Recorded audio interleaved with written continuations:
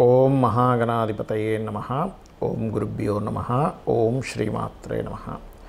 పరమేశ్వర స్వరూపమైనటువంటి జ్యోతిష, వాస్తు మరియు ఇతర అనేకమైనటువంటి శాస్త్రములను మనకు అందించినటువంటి మహర్షులకి నమస్కారం. హయగ్రీవ హయగ్రీవ హయగ్రీవేతి యో వదేత్ తస్య నిస్సరతే వాణీ జన్హుకన్యా ప్రవాహవత్. అరుణాం కరుణాతరంగితాక్షీం ధృతపాశాంకుశపుష్పబాణచాపాం అనిమాదిభిరావృతాం మయూకైః అహమిత్యేవ విభావయే భవానీం. శ్రీమాత్రే నమః. ప్రేక్షకులకి ఆ లలితాంబిక అమ్మవారి యొక్క అనుగ్రహం పరిపూర్ణంగా కలగాలని మనస్ఫూర్తి కోరుకుంటూ మనం ఈరోజు చెప్పుకోబోయేటువంటి టాపిక్ 2025 జనవరి మాసంలో ఫలితాలు ఏ విధంగా ఉన్నాయి, మరియు ఏ విషయాల పట్ల మీరు జాగ్రత్తగా ఉండాలి, అదేవిధంగా ఎటువంటి పరిహార మార్గం చేసుకుంటే ఇబ్బంది పడకుండా సంతోషంగా ఉంటాము అనేటువంటి విషయాలు చెప్తుంది నేనైనప్పటికీ కూడా చెప్పిస్తుంది సాక్షాత్ లలిత అమ్మవారిగా భావిస్తూ ఒక్కొక్క లగ్నరీత్యా, లగ్నం తెలియని వారు రాశిరీత్యా చూసుకుందాం. అయితే దీనికంటే ముందు అసలు గ్రహాలు ఎక్కడెక్కడ ఉన్నాయి ఈ జనవరి మాసంలో. గురువు వక్రించే ఉన్నాడు, ఇంకా అదేవిధంగా కుజుడు కూడా వక్రించి ఉన్నాడు ఈ జనవరి మాసంలో. అదేవిధంగా కేతు కన్యారాశిలోని, బుధుడు వృశ్చికంలో ఉంటూ 4వ తేదీ ధనస్సులోకి, 25వ తేదీ మకరంలోకి ఎంటర్ అవుతున్నాడు. చంద్రుడైతే మొత్తం ఒక నెలలో ఒక రౌండ్, అంటే ఈ యొక్క మకరం నుంచి మళ్ళీ మకరం వరకు చేరుకుంటాడు. రవి 14వ తేదీ ధనస్సులోకి, ధనస్సు నుంచి మకరంలోకి, శుక్రుడు శని కుంభరాశిలో ఉన్నాడు. ఈ శుక్రుడు మీనంలోకి రాహువుని చేరుకుంటాడు, రాహు మీనంలో ఉన్నాడు. 28వ తేదీ చేరుకుంటున్నాడు. అంటే ఆల్మోస్ట్ నెల రోజులు మొత్తం శుక్రుడు ఇక్కడే ఉంటాడు. ఈ యొక్క గ్రహస్థితిని అనుసరించి ద్వాదశ లగ్నాల వరకు ఎలా ఉంటుందనే విషయం మనం ఇప్పుడు తెలుసుకుందాం. మిథున లగ్నము, మిథున రాశి.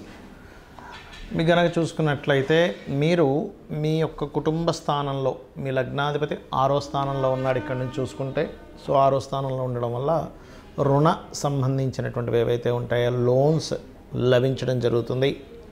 మరియు ఎప్పటి నుంచో మీ కుటుంబ సభ్యుల్ని కలవాలి, లేనట్లయితే కొంతమంది శత్రువులని కలవడం కానీ, లేకపోతే శత్రుత్వాలు కొంచెం మళ్ళీ ఇంకా అంటే గతంలో ఉన్నటువంటి కొంతమంది శత్రువులు కావచ్చు, శత్రు సంబంధించినవి కొంత కాంపిటేటర్ రిలేటెడ్ లేకపోతే స్పోర్ట్స్లో ఉండేటువంటి వారిని కొంత కలవడం అనేటువంటి చాలా స్పష్టంగా గోచరిస్తుంది. అలాగే ఫైనాన్షియల్గా అభివృద్ధి అనేటువంటిది జరుగుతుంది, అందులో ఎటువంటి సందేహం లేదు. మరియు మరొక విషయం ఏంటంటే ఇక్కడ ఈ 3వ స్థానాధిపతి ఎప్పుడైతే 7వ స్థానంలో ఉన్నాడో, 3వ అధిపతి 7 అనేటువంటిది పర్టికులర్గా ఈ కాంబినేషన్ ఎటువంటి ఫలితాలను ఇస్తుంది ఏమిటి అని చెప్పి చూసుకున్నట్లయితే వివాహ సంబంధించిన విషయంలో కాస్త ఎక్కువ ప్రయత్నం చేయవలసినటువంటి స్థితి ఉంటుంది.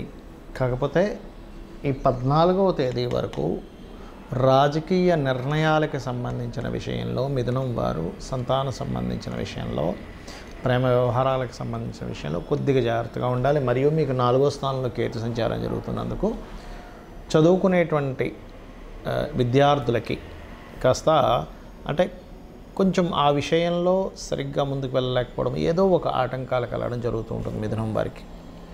అదేవిధంగా ఏదైనా ఒక ప్రాపర్టీ తీసుకునేటప్పుడు కూడా కాస్త చూసి తీసుకోండి.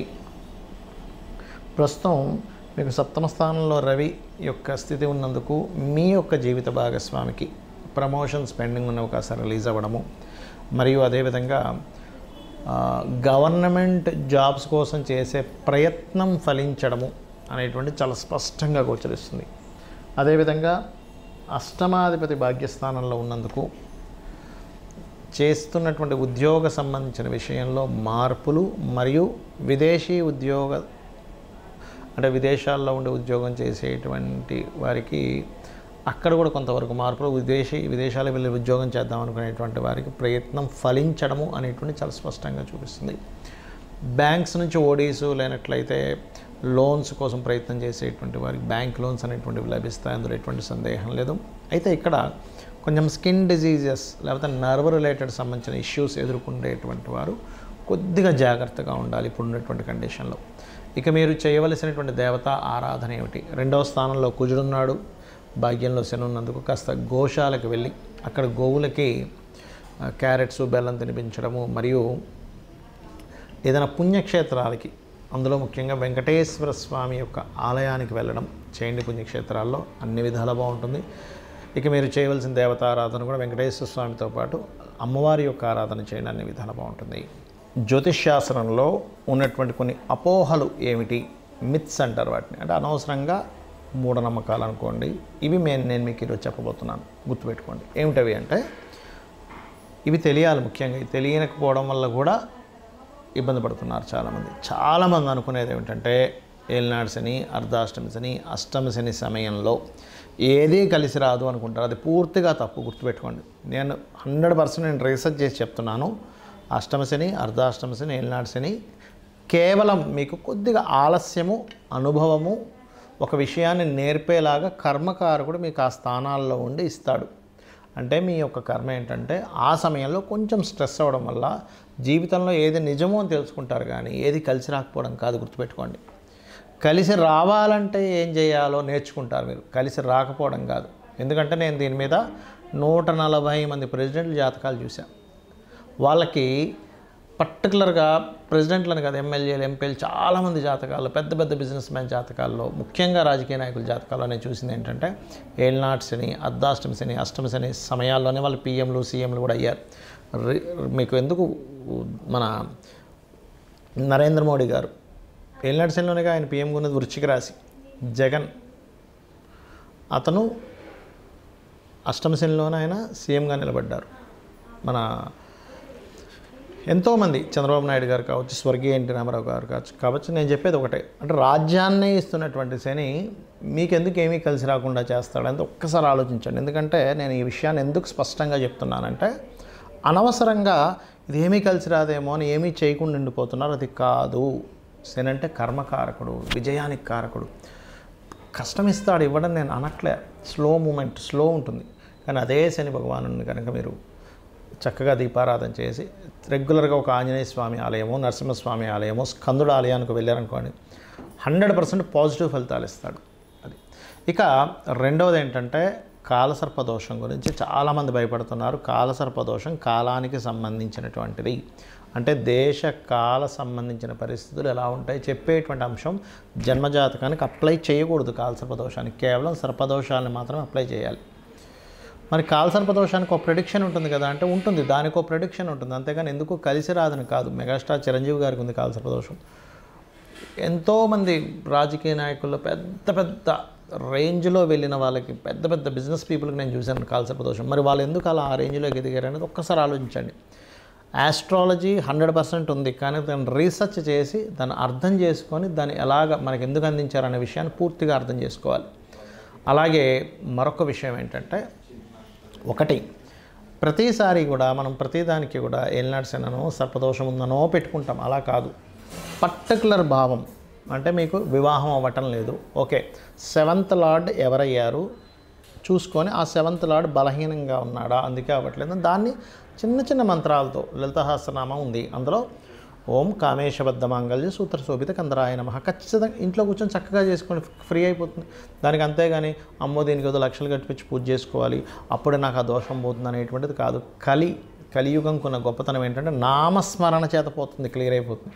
మీ దగ్గర డబ్బులు ఉన్నాయి, నేను చక్కగా పూజ చేయించుకుంటాను, ఇంటికి పురోహితుని పిలిపించి ఒక హోమం చేయించుకుంటానంటే చేయించుకోండి, ఏమీ తప్పు కాదు. అది ధనం ఉంటే చక్కగా ఇంటికి పురోహితుని పిలిపించుకొని చక్కగా పూజ చేసి అతనికి దక్షిణ ఇచ్చి 10 మందికి భోజనాలు పెట్టండి. దానివల్ల ఒక సిస్టమ్ అంటే మనీ సర్క్యులేట్ అవుతుంది, దానివల్ల దేవతలు కూడా ఆనందిస్తారు, నేను కాదనట్లే. కానీ డబ్బులు లేకపోయినా అప్పులు చేసి మాత్రం ఎట్టి పరిస్థితుల్లో మీరు పూజ చేస్తేనే వర్కౌట్ అవుతుందని మాత్రం ఏమీ లేదు. ఎందుకంటే భగవంతుడికి అన్నీ తెలుసు. అయ్యా ఈ వ్యక్తి దగ్గర డబ్బులే ఉన్న దాంట్లో సంతృప్తిగా నాకు చేసుకుంటున్నాడు అని భగవంతుడికి తెలుసు. భగవద్గీతలో చాలా స్పష్టంగా చెప్పాడు ఆయన. ఏంటంటే మీరు గనక అంటే పత్రమైనను, పుష్పమైనను, ఫలమైనను, ఉదకమైనను ఫలాపేక్షరహితంగా నాకు సమర్పిస్తే నేను దాన్ని ప్రీతితో స్వీకరిస్తున్నాను అన్నాడు. ఉదకం అంటే చిన్న నీటి చుక్కండి. కాబట్టి ఎక్కడా కూడా ఇది చేస్తేనే అవుతుంది లేకపోతే నాకు ఇది అవ్వదు అనేటువంటిది లేదు. నామస్మరణ చేయండి, కేవలం నామస్మరణ కూడా మిమ్మల్ని ఉద్ధరిస్తుంది. డబ్బులు ఉన్నాయి చక్కగా చేసుకోండి, ఏం కాదనట్లే. గో సేవ చేస్తారా, గోదానమే ఇస్తారా, పెద్ద పెద్ద హోమాలు చేస్తారా, యజ్ఞాలు చేస్తారా, మీ ఇష్టం. బట్ లేనప్పుడు మాత్రం అప్పు చేస్తేనే అవుతుంది అనేటువంటి మూఢనమ్మకం నుంచి బయటికి రండి ఫస్ట్ మీరు. అలాగే మరొక విషయం ఏంటంటే జ్యోతిష్యము, వాస్తు చాలామందికి ఏంటంటే వాస్తులో కూడా వాస్తు అనగానే మొత్తం మీద పగలగొట్టేస్తేనే అది సెట్ అవుతుంది అనుకుంటారు. అలా ఏమీ లేదు. చక్కగా ఇంట్లో ఏ వస్తువు ఎక్కడ పెట్టుకోవాలి, మీకు సరైనటువంటి గృహం అవునా కాదా, అన్ని గృహాలు మంచివే, కానీ మనకు సెట్ అయ్యే గృహమే మనకు బాగుంటుంది. అది ఏ డైరెక్షన్ ఈజ్ మీకు మంచిది అనేటువంటివి కొన్ని సెట్ ఆఫ్ రూల్స్ ఉన్నాయి వాస్తులో. అది తెలుసుకొని వెళ్ళండి. అంతేగాని ఏదో వాస్తు బాగాలేదని ఇల్లు కూలగొట్టేసేయడం, మొత్తం గందరగోళం చేసేసుకుని లక్షల రూపాయలు దాన్ని ఖర్చు పెట్టేసి మళ్ళీ అది అప్పుల పాలవడం కాదు. వాస్తులో వెరీ క్లియర్లీ మనకి కొన్నిసార్లు మాత్రమే, అంటే ఈశాన్యంలో బాత్రూమ్ మాత్రమే ఖచ్చితంగా తీయమన్నాడు. మిగతా ప్లేసెస్లో ఉన్నప్పుడు చిన్న రెమెడీస్తో దాన్ని మనం సెట్ చేసుకోవచ్చు. కలర్స్ ద్వారా సెట్ చేసుకోవచ్చు. ఒక వస్తువు ఒక దగ్గర ఉండడం ద్వారా సెట్ చేసుకోవచ్చు. మనం ఇంట్లో ఒక పని ఒక దగ్గర చేయడం ద్వారా సెట్ చేసుకోవచ్చు. సో ఇది అర్థం చేసుకోండి. అనవసరంగా ఏదో అయిపోతుందని భయం కోసం కాదు. ఆస్ట్రాలజీ కానీ వాస్తు కానీ ఉన్నది ఏంటంటే అది మనకు వెలుగుని చూపించాలి, ఒక దారిని చూపించడానికి ఉన్నది. కాబట్టి మీ అందరూ కూడా అమ్మవారి అనుగ్రహానికి పాత్రలు అవ్వాలని మనస్ఫూర్తిగా కోరుకుంటూ శ్రీమాత్రే నమః.